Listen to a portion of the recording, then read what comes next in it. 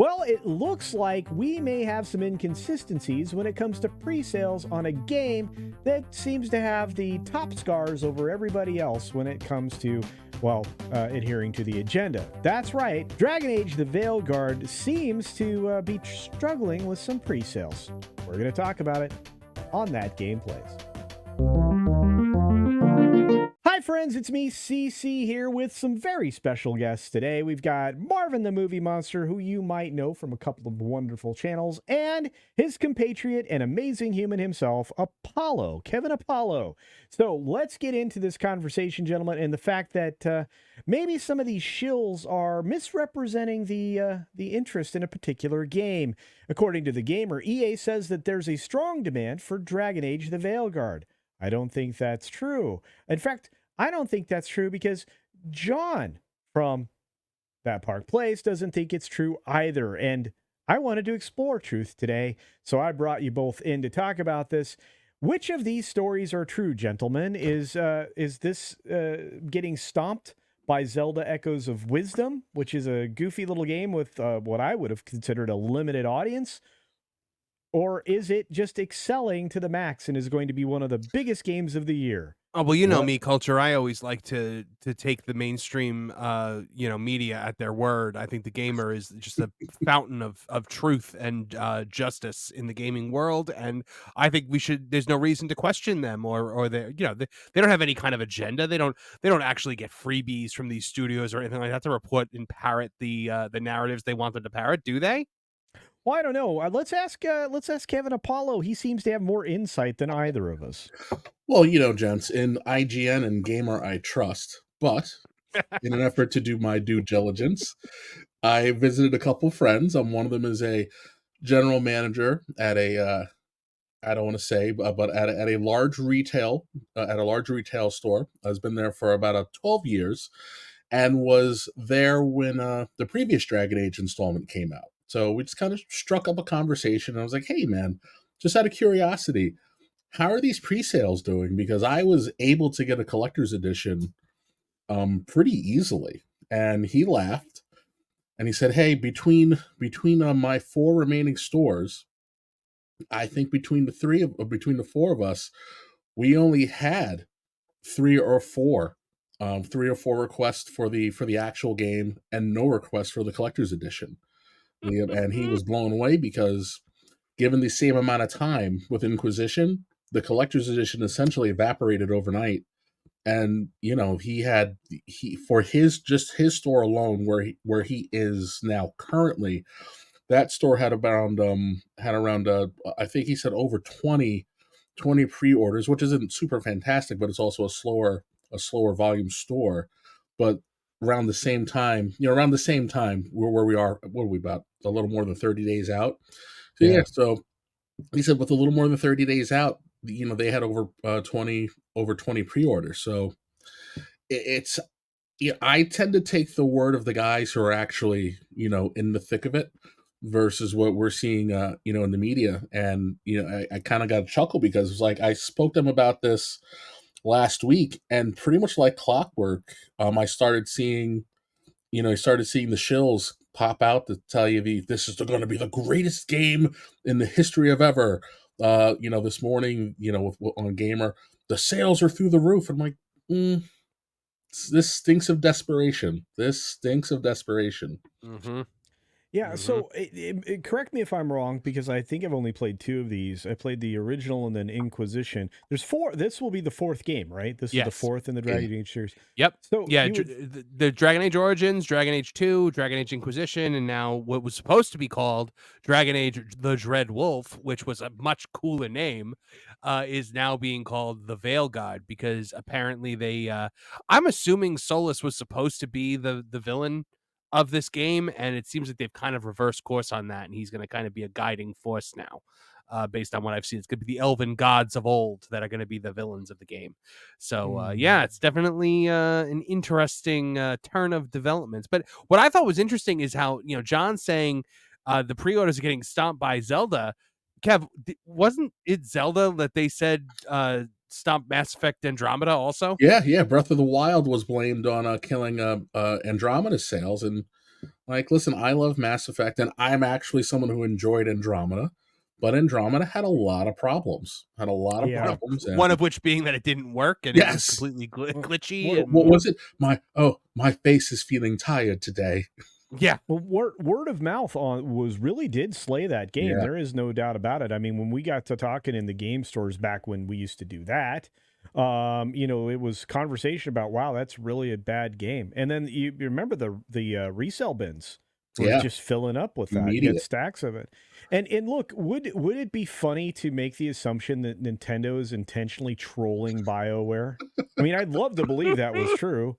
That'd be amazing, right? I would love that. But that's not, I don't believe that's what's happening. But the report claims that the pre-orders for DragonAge the Veilguard are getting stomped by Zelda Echoes of Wisdom by a factor of 4. Now, we watched and talked a little bit about this particular game, Echoes of Wisdom. I don't know how that would possibly beat something that's this well built as something from BioWare. But as you guys point out, I don't think I've played a BioWare game in a long time that wasn't glitchy and kind of underbaked, right? Yep. I think it's incredible because when we look at really fine, Mass Effect, Dragon Age 2 was a major misstep for them, right? Then you get to Mass Effect 3 that has the worst ending of all time. And then you kind of limp into, Inquisition, which everybody was happy with, but it also had its issues. It was very bloated. It was very repetitive. And then we eat it with Anthem. Anthem was just it was bad. Very poorly conceived. Yeah. So as I joked, talking about the identity issues with the Dragon Age creative character, Anthem suffered from not knowing what its identity was. And then so when you're looking at Dragon Age 4, it is painfully obvious. This studio needs not just a home run, it needs to knock it out of the park and tear the cover off of the ball. And everybody was feeling pretty good about it when we got that first Dreadwolf trailer back in 2020. And then everybody left. And then we saw who the game director was. And I foolishly said, you know what? I'm going to give this a chance. I'm not going to assume the worst. And then we got a peek at that creator menu. And then I saw what the Canary looked like.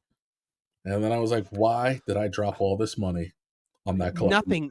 Nothing was more of a shock than seeing what the Canary looked like. The Canary is supposed to be these big, brutish, militaristic beasts, essentially. And they made them look like they look like baristas. They look like baristas with horns in their heads.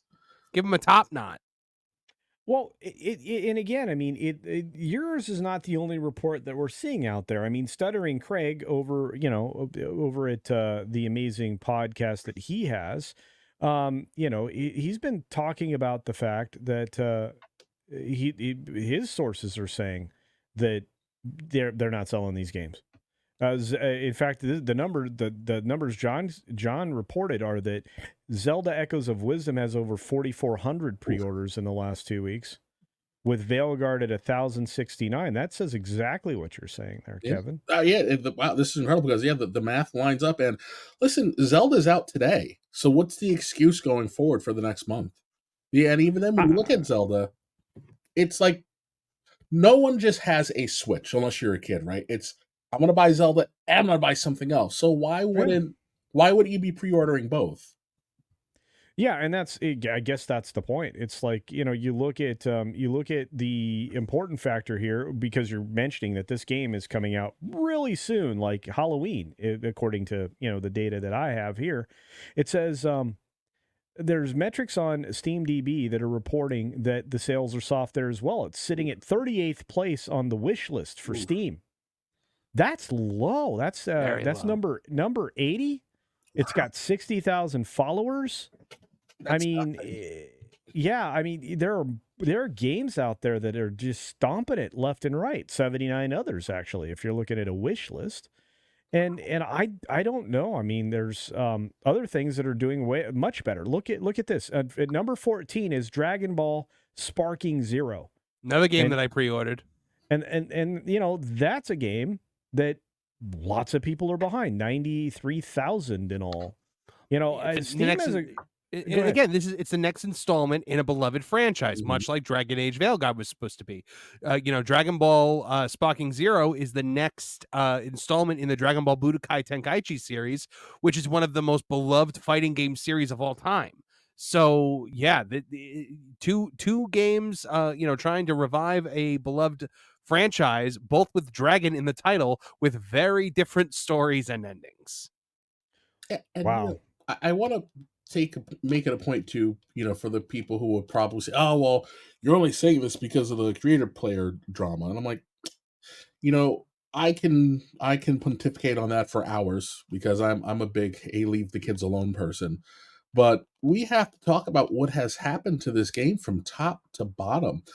Everything that was unique about DragonAge, and I'm talking old school, sword and shield, dark fantasy.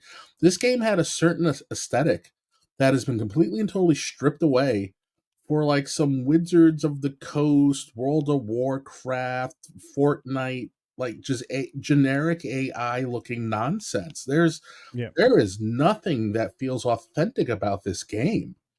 Well, and I think you're right. I think they did steal that aesthetic from World of Warcraft. I mean, the blue people look like the blue people. I mean, it's just like it's mix and match now between these franchises, and it shouldn't be. You shouldn't have that kind of a thing. And there was a very artistic look to the last few Dragon Ages, and I, like I said, I only go back to Inquisition, but this is. Man, we're a ways down the road. Is this game's like 10 years after the last one? Am I right? Well, more than that. Yeah, more than that. That's what drove me crazy. I'm like, I said when I got to before the Trespasser DLC came out. I actually think Marv was behind me, so it was like a holiday season, and I don't have much to do during the holidays, and so I had my PlayStation set up on a TV on my desk, and I got to the end of the game, the final cutscene. And I gasped. And he spun around and was like, what happened? I was like, I can't tell you. And then after that, and now 10 years later, this is what you're going to give me? Of course, a harder core / even a casual fan is going to be repelled by this. Well, let's add to that it's not just at retail stores as you've talked about, or at the ones that Craig from Side Scrollers talked about. It's not just Steam. It's also at PlayStation Store, because this is PlayStation's pre-orders. And if you look at it, look where it is. Yep. Look at how far down the list it is, and look at the fact that this is a $70 game. And if you want ridiculous pre-order games, I can't imagine that. But if you buy the deluxe edition, it's $90. Yeah, look, it's not even any, and it's a month away, so it's real close. You got 1, 2, 3, 4, 5, 6, 7, 8, 9, 10. This is 11th in pre-orders. That's insane. The regular edition is behind a re-release of Epic Mickey. Yeah, and an hour and a half long bundle for Mortal Kombat 1 that costs almost as much as the entire game. And what's funny is it's also behind Assassin's Creed Shadows Ultimate Edition at $130. This game is lower than a game that just got delayed 5 months. I don't know if you guys had a chance to check out the State of Play video yesterday, but they dropped. Oh yeah. They dropped another DragonAge trailer, and oh my god, it was bad. We watched it in the chat. Yeah, we were live streaming during it, and the chat was not happy. Well, we weren't happy. I was looking at this. I'm like, what is this? And even Spencer was very outspoken over the fact that it kept fading out.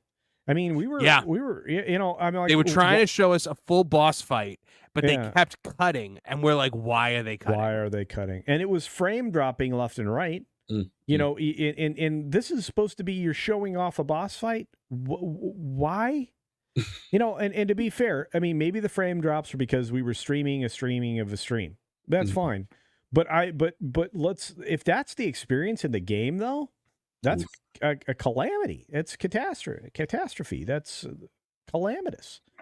I'm looking for more C words to throw at it. But anyway, Um, I don't know, gentlemen. Where do you think we're going to be on this game? Do you think it's going to suffer as much as, let's say, Ubisoft's Outlaws or potentially Assassin's Creed Shadows? Do you think this game has got the same trajectory? Is this going to wreck BioWare?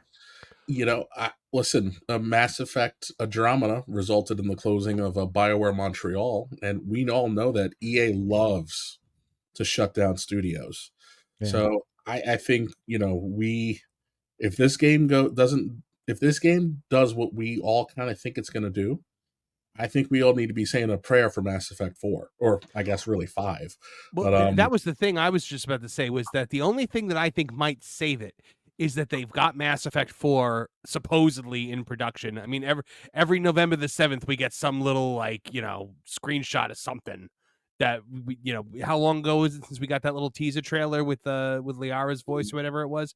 yeah, It Who knows what's going on with that? But that's the only reason I could think, if this yeah. bombs, that they would keep BioWare open. I'm a sucker for a good story. And so even if this story is the most fantastic thing in the planet, I think word of mouth is going to bury this real quick. And it's going to be really not until after someone has a chance to really truly finish the game. And according to the production team, there is going to be no DLC for this game. This is it. This is the story. So I just, it does not look good. I don't see the interest there. The enthusiasm is all but dried up. It's The first it's bad. problem was that it took so ungodly long for this game to come out. I mean, you're We, in an we Avatar 2 situation here where it's like almost 15 years after the yeah. release of the game that you're finally releasing Wow. another one. You're not capitalizing on stuff at this point. Well, it took them what? It was what, 2 or 3 entire team turnovers, plus the head of the studio leaving and coming and leaving and then going again. It's probably a miracle the game is even coming out at all at this point. But I'm fairly certain there's got to be someone sitting in EA going, why did we allow this to happen? Well, the problem is they're too caught up, and this is the same conversation I have on almost everything now. Is they got caught up in a monotheistic belief system, and they were fully captured by an ideology. And Mhm. it happens slowly at first, but it comes along with all the didn't earn it ideas, and all of the fact that you have meritless employees that So, crack into what you're doing. And the problem is if they get into a position of power, let's say in HR, now your entire company's up for grabs. I mean, it uh, doesn't stop there. let me, So, well, sorry, I didn't mean to cut you off, but no, let me no, tell go you ahead. too. Yeah. HR is my profession, Mhm. and the did not earn it folks have all but consumed HR from the inside out. So I guess maybe the only solace I can take is I saw the Ubisoft CEO try very hard, today to walk back the "we don't do things for" agenda, and I thought it was a little funny that at the same time the New York Post is telling you that Gen Z is getting fired at an alarming rate. So I have to wonder if this is going to be the slow walk back to a return to profit and user satisfaction. And we're going to see a lot of these folks who were able to infiltrate during the insanity of 2020, because really that's when we lost control of everything. I Right. say the fire got turned on in 2012. They got super aggressive in 2016, and then it was an all-out assault in 2020. And then they Right. got, they weaseled their way and gave themselves special protections. And how many companies have we watched crumble to dust because of it? So I have to wonder if this is a very slow but frustrating return to normalcy. Well, and I hope it is. I mean, Marvin, I'm going to give you one more shot. You have any more comments to go on this particular one as we wind down here? Look, at the end of the day, I think the thing that I am looking for in this game is, because BioWare games are so built on the foundation of choice, Mm-hmm. will I be able to get through this game without encountering agenda? If I'm not choosing to, the they them pronouns, if I'm not giving myself mastectomy scars, if I'm not pursuing same-sex romances within the game, will I still encounter it? Is it forced on us, or is it just something that you can do? Because that is going to greatly illustrate what my thoughts are on this game. if I can play it in a completely mainstream way and craft the experience that I want, the way I've been able to with every other BioWare game that I've ever played except for Anthem, at that point I'll be able to make a. But I honestly think it's gonna be everywhere. It's gonna pervade everything, and Yeah. that's where I'm gonna have a huge problem with it, because you were removing. And look, we all saw it coming, because what did Campbell say for the reason why she founded Sweet Baby Inc? It was because she was playing Mass Effect 2. She had her black female character talking to a black male character in Jacob, and she was mad because not everybody was being forced to have this exact experience. Yeah. No, go ahead. I was going to give you the last word, Kevin. Go ahead. I listen. I loved Mass Effect 2.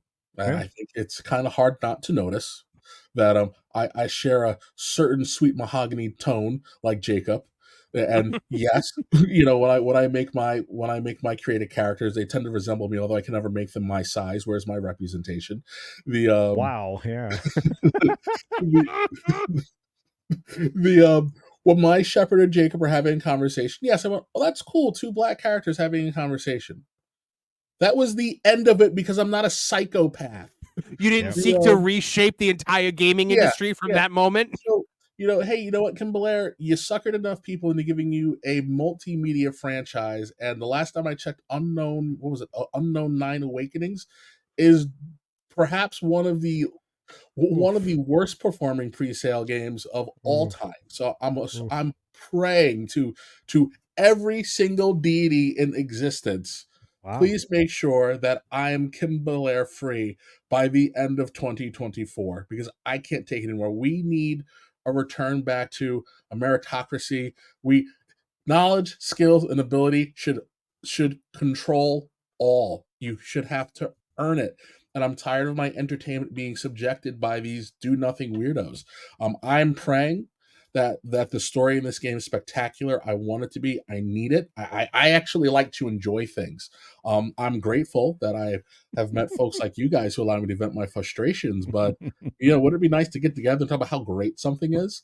Yeah, and I, you know what, that's a great final point, Kevin, and I love it. You're more than welcome to return and talk with us about any of these gaming subjects. And look, everybody here has spoken a lot of truth today, and I appreciate that, especially when it comes to the fact that these agenda items are really literally destroying gaming companies, and it may claim another studio. It really may, and more than right now. I think my count is 13 studios this year are gone because of this stuff.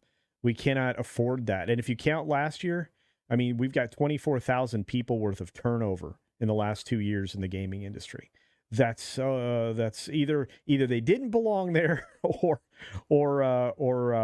they just got rid of good people. We won't know until we venture a little bit further down the road of all of these new games. But with that being said, folks out there, I'm going to ask you a question.